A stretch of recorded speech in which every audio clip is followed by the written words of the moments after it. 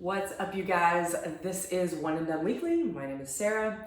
Today I want to talk to you about motivation, about what motivates us to make the changes that we talk about so much in this group.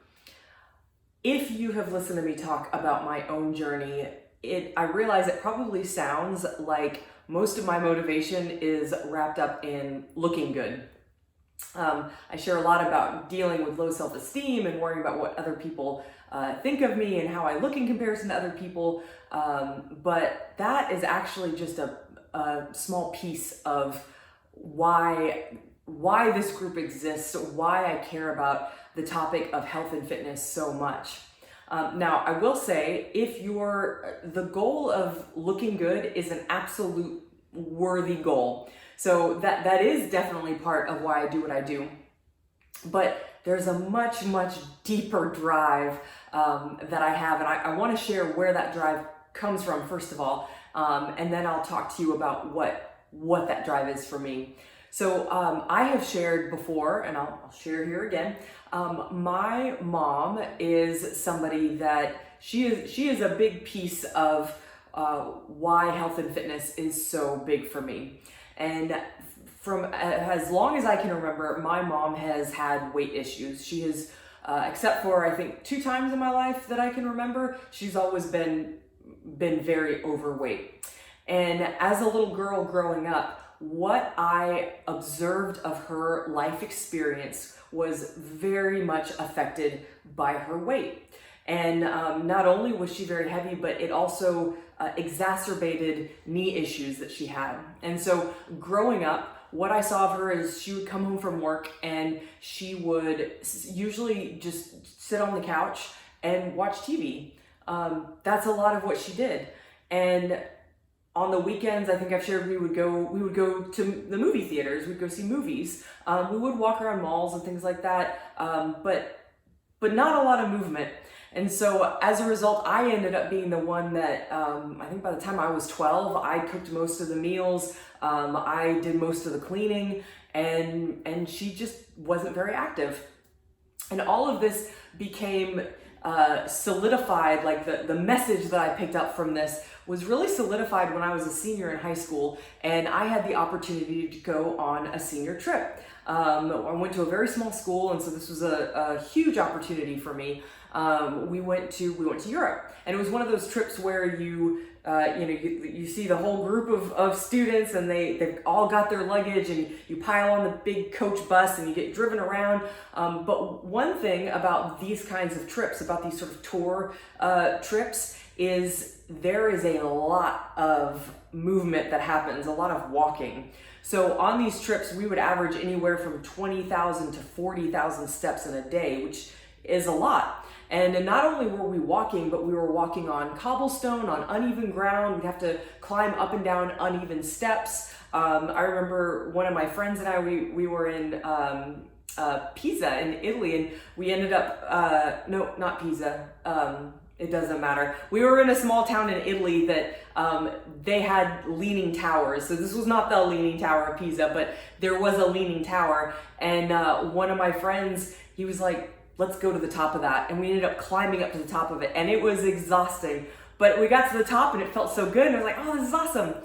And what I realized on that trip was that fitness, health, well-being, all of those things really afforded me the opportunity that in the blink of an eye, if I wanted to do something, I could do it. And by the end of that trip, what I realized is my mom actually would not have been able to take that trip because she wouldn't have been able to carry her own luggage. She wouldn't have been able to walk all that cobblestone, uneven grounds. If she had come with us, she would have had to spend most of the time just sitting somewhere. And what that really solidified for me was the idea that being in a healthy weight, that being in a body that you could move the way you want to move, that being healthy and fit, what that equated to was being able to experience more of life.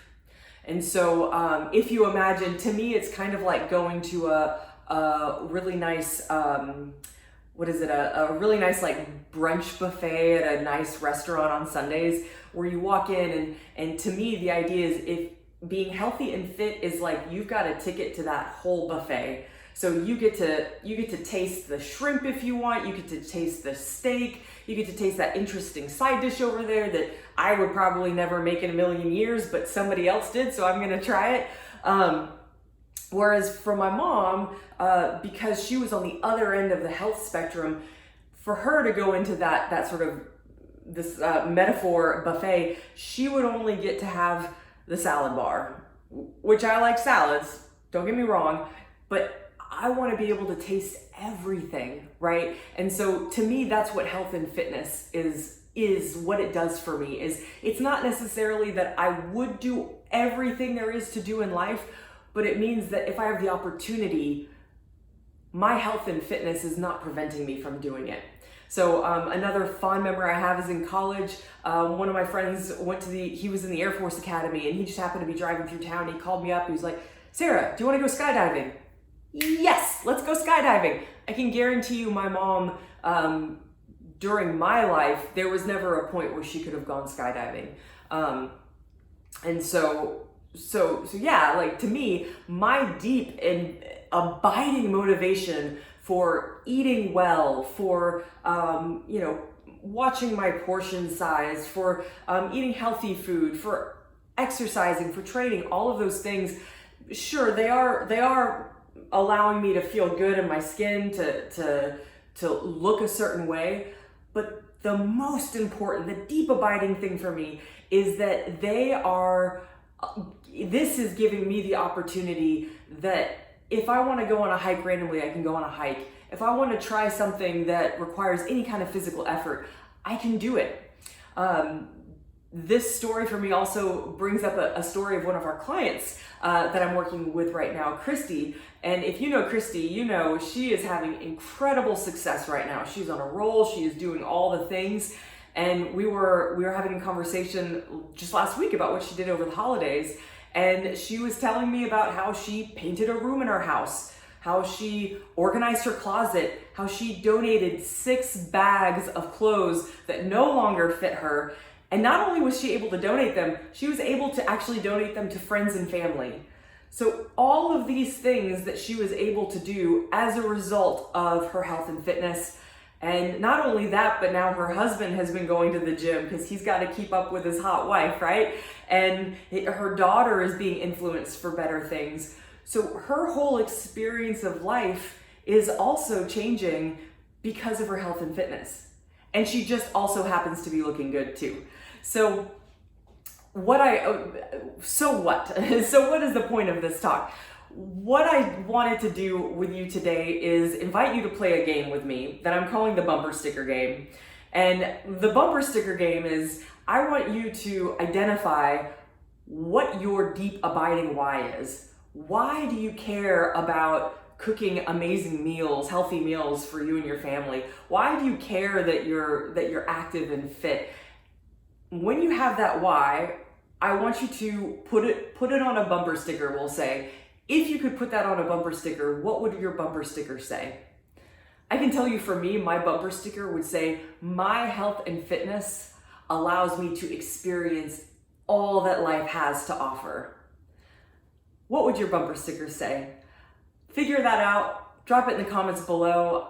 I would love to know what drives you, the deep positive drive that keeps you going on your health and fitness goals. Excited to hear what you guys have to say. Let me know if you have any questions.